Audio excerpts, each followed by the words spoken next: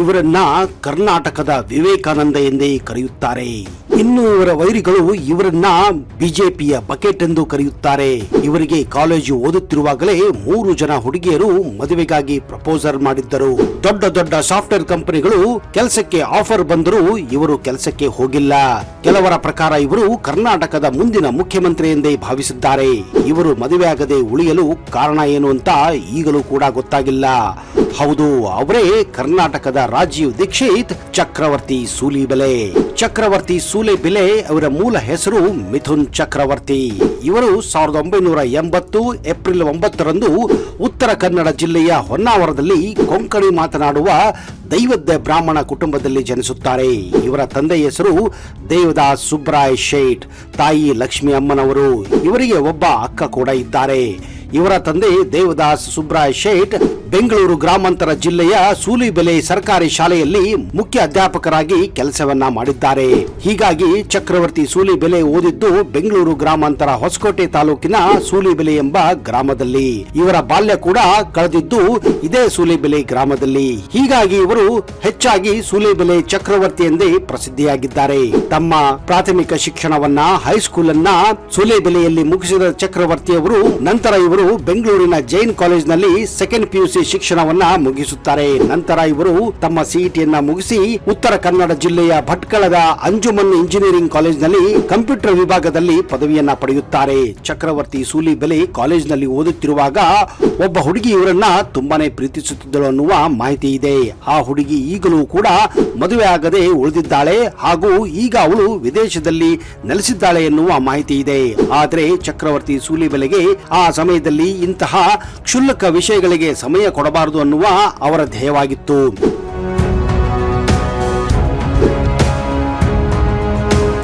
ಹುಡುಗಿಯರು love letter ಕೊಟ್ರೆ ಅವುಗಳನ್ನ ಅಲ್ಲಿಯೇ ಹರಿದು ಬಿಸಾಕುತ್ತಿದ್ದರಂತೆ. ಅಂತಹ ಒಂದು ಘಟನೆ ಅವರು ಭಟ್ಕಳದಲ್ಲಿ ಅಂಜುಮನ್ ಇಂಜಿನಿಯರಿಂಗ್ ಕಾಲೇಜ್ನಲ್ಲಿ ಓದುವಾಗ ನಡೆದಿತ್ತು. ಚಕ್ರವರ್ತಿ ಸೂಲಿಬೆಲೆಗೆ ಸಿನಿಮಾದಲ್ಲಿ ನಟಿಸಲು ಕೂಡ ಆಫರ್ ಬಂದಿತ್ತು ಎಂದು ಅವರ ಸ್ನೇಹಿತರು ಹೇಳುತ್ತಾರೆ.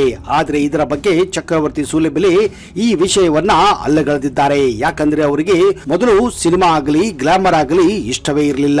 ಅವರ ಹೃದಯ ಕಣ ಕಣದಲ್ಲೂ ದೇಶಭಕ್ತಿ ಮಾತ್ರ ಕುದಿಯುತ್ತಿತ್ತು. ಹೀಗಾಗಿ ಮೊದಲಿನಿಂದಲೂ ಭಾಷಣಗಳನ್ನ ಕೇಳುವುದು, ಭಾಷಣಗಳನ್ನ ಮಾಡುವುದು ಅವರ ಇಷ್ಟವಾದಂತಹ ಒಂದು ಹವ್ಯಾಸವಾಗಿತ್ತು. ಕಾಲೇಜಿನಲ್ಲಿ ಓದುತ್ತಿರುವಾಗ ಮೊದಲಿನಿಂದಲೂ ಭಗತ್ ಸಿಂಗ್, ಚಂದ್ರಶೇಖರ್ ಆಜಾದ್, ಸರ್ದಾರ್ ವಲ್ಲಭಾಯ್ ಪಟೇಲ್, ಸುಭಾಷ್ ಚಂದ್ರ ಬೋಸ್ ಇಂತಹ ದೇಶಭಕ್ತರ ಹಾಗೂ ದೇಶಕ್ಕೆ ಪ್ರಾಣ ಕೊಟ್ಟಂತಹ ಮಹಾನ್ ಚಿಂತಕರ ಪ್ರೇರಣೆ ಅವರಿಗೆ ದೊರಕಿತ್ತು. ಹೆಚ್ಚಾಗಿ ಕಾಲೇಜು ಓದುವಾಗ ಹುಡುಗರು ಸಿನಿಮಾ, ಆಟ, ಕ್ರಿಕೆಟ್, ಹುಡುಗಿಯರ ಸಂಗತಿ ಮಾಡಿಕೊಂಡು ಸ್ಟೂಡೆಂಟ್ ಲೈಫ್ ಅನ್ನ ಗೋಲ್ಡನ್ ಲೈಫ್ ಎಂದುಕೊಂಡು ಕಾಲಹರಣ ಮಾಡುವ ಸಂದರ್ಭದಲ್ಲಿ ಚಕ್ರವರ್ತಿ ಸೂಲಿಬೆಲೆ ಮಾತ್ರ ದೇಶವನ್ನ ಕಟ್ಟುವ, ದೇಶಕ್ಕಾಗಿ ದುಡಿಯುವ ಧ್ಯೇಯವನ್ನ ಹೊಂದಿದ್ದರು. ಇವರು ತಮ್ಮ ಕಂಪ್ಯೂಟರ್ ಸೈನ್ಸ್ ಇಂಜಿನಿಯರಿಂಗ್ ಮುಗಿಸಿದ ಮೇಲೆ ಹಲವಾರು ಕಂಪನಿಗಳು, ಅದರಲ್ಲೂ MNC ಕಂಪನಿಗಳು ಇವರಿಗೆ ಜಾಬ್ ಆಫರ್ಸ್ ಗಳನ್ನ ಕೂಡ ಕೊಟ್ಟಿದ್ದವು. ಆದರೆ ಇವುಗಳಿಗೆ ಹೋಗದೆ ಇವರು ದೇಶಕ್ಕಾಗಿ, ದೇಶವನ್ನ ಕಟ್ಟುವುದಕ್ಕಾಗಿ ನಿಲ್ಲುತ್ತೇನೆ ಅಂತ ತಮ್ಮ ಜೀವನವನ್ನ ದೇಶಕ್ಕಾಗಿ ಮುಡುಪಾಗಿಟ್ಟಿದ್ದಾರೆ. ಹೆಚ್ಚಾಗಿ ಇವರು ಮಹಾನ್ ದೇಶಭಕ್ತರ ಬಯೋಗ್ರಫಿಗಳನ್ನ ಓದುತ್ತಿದ್ದರು. ಅದರಲ್ಲಿ ಸುಭಾಷ್ ಚಂದ್ರ ಬೋಸ್, ಲಾಲ್ ಬಹದ್ದೂರ್ ಶಾಸ್ತ್ರಿ, ಭಗತ್ ಸಿಂಗ್ ಅವರಂತಹ ತ್ಯಾಗ ಇವರ ಮೇಲೆ ಭಾರಿ ಪ್ರಮಾಣದ ಪ್ರಭಾವ ಬೀರುತ್ತಂತೆ. ಅದರಲ್ಲೂ ಮಹಾನ್ ದೇಶಭಕ್ತ ಹಾಗೂ ವಾಗ್ಮಿ ರಾಜೀವ್ ದೀಕ್ಷಿತ್ ಭಾಷಣಗಳು, ಇವರ ಚಿಂತನೆಗಳು ಇವರ ಮೇಲೆ ಪ್ರಭಾವ ಬೀರಿದ್ದವು. ಚಕ್ರವರ್ತಿ ಸೂಲಿಬೆಲೆ ತಮ್ಮ ಶಾಲೆಯ ಸಮಯದಲ್ಲಿ ಅವರು ನೋಡಿದಂತಹ ಚಿತ್ರವೆಂದರೆ ಅದು ರೆಬೆಲ್ ಸ್ಟಾರ್ ಅಂಬರೀಶ್ ಅಭಿನಯದ ಚಕ್ರವ್ಯೂಹ ಚಿತ್ರವಾಗಿತ್ತು. ಹೀಗಾಗಿ ಅವರಿಗೆ ಈ ಚಿತ್ರ ತುಂಬಾನೇ ಪ್ರಭಾವ ಬೀರುತ್ತು ಎನ್ನಲಾಗಿದೆ. ಅನ್ಯಾಯದ ವಿರುದ್ಧ ಹೋರಾಡಿದ ಅಂಬರೀಶ್ ಅವರ ಪಾತ್ರ ಇವರ ಮೇಲೆ ಹೆಚ್ಚಾಗಿ ಪ್ರಭಾವ ಬೀರುತ್ತು. ಇದೇ ಕಾರಣ ಇವರು ಶಾಲೆಯ ದಿನಗಳಿಂದ, ಕಾಲೇಜು ದಿನಗಳಿಂದ ಅನ್ಯಾಯದ ವಿರುದ್ಧ ಹೋರಾಡುತ್ತಿದ್ದರು. ಹೀಗಾಗಿ ಇವರನ್ನು ಶಾಲೆಗಳಲ್ಲಿ, ಕಾಲೇಜುಗಳಲ್ಲಿಯೇ ಒಬ್ಬ ರೆಬಲ್ ಸ್ಟಾರ್ ಎಂದೇ ಗುರುತಿಸಿಕೊಂಡಿದ್ದರು.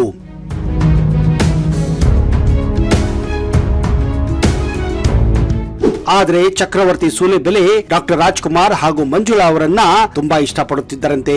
ವಿದ್ಯಾಭ್ಯಾಸ ಮುಗಿಸಿದ ನಂತರ ಇವರು ರಾಜೀವ್ ದೀಕ್ಷಿತ್ ಅವರ ಆಜಾದಿ ಬಚಾವೋ ಆಂದೋಲನದ ಮೂಲಕ ಸಾಮಾಜಿಕ ಕ್ಷೇತ್ರಕ್ಕೆ ಪ್ರವೇಶವನ್ನು ನೀಡುತ್ತಾರೆ. ಸ್ವದೇಶಿ ಆಂದೋಲನಕ್ಕೂ ಸೇರ್ಪಡೆಯಾಗುತ್ತಾರೆ. ಸ್ವದೇಶಿ ವಸ್ತುಗಳನ್ನ ಬಳಸಬೇಕೆಂದು ಪ್ರಚಾರ ಹಾಗೂ ರಾಷ್ಟ್ರೀಯತೆ ಪ್ರಚಾರಕ್ಕಾಗಿ ಕರ್ನಾಟಕ ರಾಜ್ಯಾದ್ಯಂತ ಪ್ರವಾಸವನ್ನ ಕೈಗೊಂಡಿದ್ದಾರೆ. ಹೀಗಾಗಿ ಅಷ್ಟೇ ಅಲ್ಲದೆ ಇವರು ದೇಶಾದ್ಯಂತ ರಾಜೀವ್ ದೀಕ್ಷಿತ್ ಸೇರಿಕೊಂಡು ಈ ಒಂದು ಆಂದೋಲನಕ್ಕಾಗಿ ಚಿಕ್ಕ ಚಿಕ್ಕಂದಿನಿಂದಲೂ ದುಡಿಯಲು ಪ್ರಾರಂಭಿಸಿದ್ದರು. ಸ್ವಾಮಿ ವಿವೇಕಾನಂದರ ಲೇಖಗಳ ಪ್ರಭಾವಕ್ಕೆ ಒಳಗಾದ ಇವರು ರಾಮಕೃಷ್ಣ ಪರಮಹಂಸರ ಚಿಂತನೆಗಳನ್ನ ಹೊತ್ತೊಯ್ಯುವ ರಾಮಕೃಷ್ಣ ಆಶ್ರಮದ ಸಂಪರ್ಕಕ್ಕೆ ಬರುತ್ತಾರೆ. ಇವರ ತಂದೆ ತಾಯಿಗಳು ಇವರನ್ನ ಹಲವಾರು ಬಾರಿ ಮದುವೆಯಾಗಲು ಹೇಳಿದ್ದರೂ ಕೂಡ ಮದುವೆಯಾಗದೆ ವಿವೇಕಾನಂದ ತರ ಸನ್ಯಾಸಿ ಜೀವನವನ್ನ ಮಾಡಬೇಕೆನ್ನುವುದು ಅವರ ಬಯಕೆಯಾಗಿತ್ತು. ಒಂದು ವೇಳೆ ಸಂಸಾರದಲ್ಲಿ ಬಿದ್ದರೆ ಹೆಂಡತಿ ಮಕ್ಕಳು ಅಂತ ಅದೇ ಜಂಜಾಟದಲ್ಲಿ ಇರಬೇಕಾಗುತ್ತದೆ ಎನ್ನುವ ಅವರ ಮನವರಿಕೆಯಾಗಿತ್ತು. ನನ್ನ ಜೀವನ ನನಗಾಗಿ ಅಲ್ಲ, ರಾಷ್ಟ್ರಕ್ಕಾಗಿ ಎನ್ನುವುದು ಅವರ ಧ್ಯೇಯ ಆಗಿದೆ. ತಂದೆ ತಾಯಿಗಳಿಗೆ ಮನವೊಲಿಸಿ ತಾವು ಬ್ರಹ್ಮಚಾರವನ್ನ ಪಾಲಿಸುವುದಾಗಿ ಹೇಳಿದ್ದಾರೆ ಎನ್ನುವುದು ಅವರ ಆಪ್ತರಲ್ಲಿ ಒಂದು ಮಾತಿದೆ. ಚಕ್ರವರ್ತಿ ಸೂಲೆಬೆಲೆ ಇನ್ನುವರೆಗೂ ಮದುವೆ ಕೂಡ ಆಗಿಲ್ಲ. ಆದರೆ ಅವರಿಗೆ ಈಗಲೂ ಕೂಡ ಹಲವಾರು ಮದುವೆಯ ಪ್ರಪೋಸಲ್ಗಳು ಬರುತ್ತಿವೆ ಎನ್ನುವುದು ಅವರ ಕುಟುಂಬದವರ ಮಾತಾಗಿದೆ. ಬೆಂಗಳೂರಿನಲ್ಲಿ ಇರುವಾಗ ಇವರು ಹೆಚ್ಚಾಗಿ ರಾಮಕೃಷ್ಣ ಆಶ್ರಮದಲ್ಲಿ ತಮ್ಮ ಕಾಲವನ್ನ ಕಳೆಯುತ್ತಿದ್ದರು. ಹಾಗೂ ಯಾವಾಗಲೂ ಯಾರಾದರೂ ಭಾಷಣಗಳನ್ನು ಮಾಡಲು ಕರೆದರೆ ಯಾವುದೇ ವಿಷಯದ ಮೇಲೆ ಭಾಷಣವನ್ನ ಮಾಡುತ್ತಿದ್ದರು. ಚಕ್ರವರ್ತಿ ಸೂಲೆಬೆಲೆ ಅವರಿಗೆ ಮೊಸರನ್ನ ಹಾಗೂ ಪುಳಿಯೋಗರೆ ಅಂದ್ರೆ ತುಂಬಾನೇ ಇಷ್ಟವಂತೆ. ಅಷ್ಟಿದ್ದರೆ ಸಾಕು ಅವರಿಗೆ ಮೃಷ್ಟಾನ್ನ ಎನ್ನುವ ಮಾತಿದೆ. ಪ್ರತಿನಿತ್ಯವೂ ಈಗಲೂ ಕೂಡ ಅವರು ಯೋಗಾಭ್ಯಾಸವನ್ನ ಮಾಡುತ್ತಾರೆ. ಆರಂಭದಲ್ಲಿ ಚಕ್ರವರ್ತಿ ಸೂಲಿಬೆಲೆ ಅವರು ಹೊಸ ಸ್ವಾತಂತ್ರ್ಯದ ಬೆಳಕು ಎಂಬ ಪತ್ರಿಕೆಗಾಗಿ ಮುಖ್ಯ ಸಂಪಾದಕರಾಗಿ ಕೆಲಸ ಮಾಡಿದ್ದಾರೆ.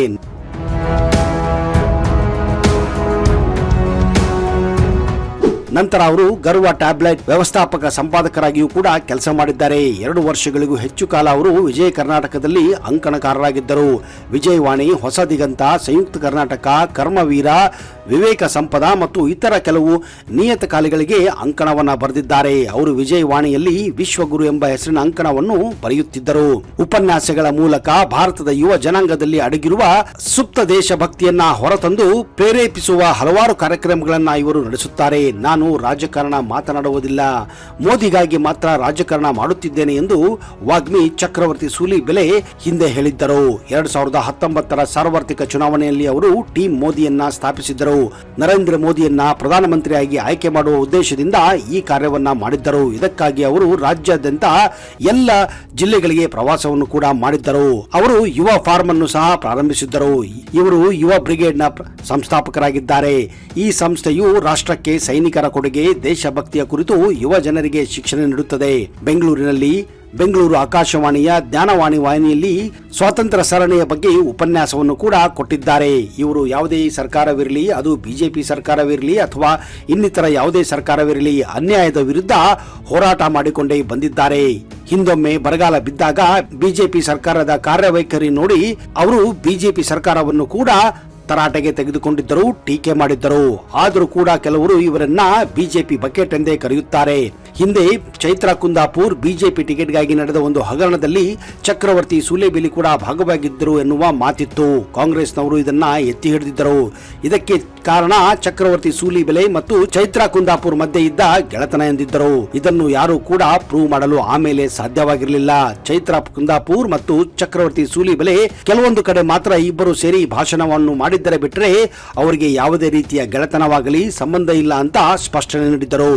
ಎಷ್ಟೋ ಬಾರಿ ಇವರಿಗೆ ಬಿಜೆಪಿಯ ಪರವಾಗಿ ಎಂಎಲ್ಎ, ಎಂಎಲ್ಸಿ, ಎಂಪಿ ಟಿಕೆಟ್ ಕೊಡುವುದಾಗಿ ಕೂಡ ಹೇಳಲಾಗಿತ್ತು. ಆದರೆ ತಮಗೆ ರಾಜಕೀಯ ಬೇಡ ಅಂತ ಚಕ್ರವರ್ತಿ ಸೂಲಿಬೆಲೆ ಖಡಾಖಂಡಿತವಾಗಿ ಹೇಳಿದ್ದಾರೆ. ತಾವು ರಾಜಕೀಯದಿಂದ ದೂರ ಇದ್ದು ದೇಶವನ್ನ ಕಟ್ಟುತ್ತೇನೆ ಎನ್ನುವುದು ಅವರ ಧ್ಯೇಯವಾಗಿದೆ.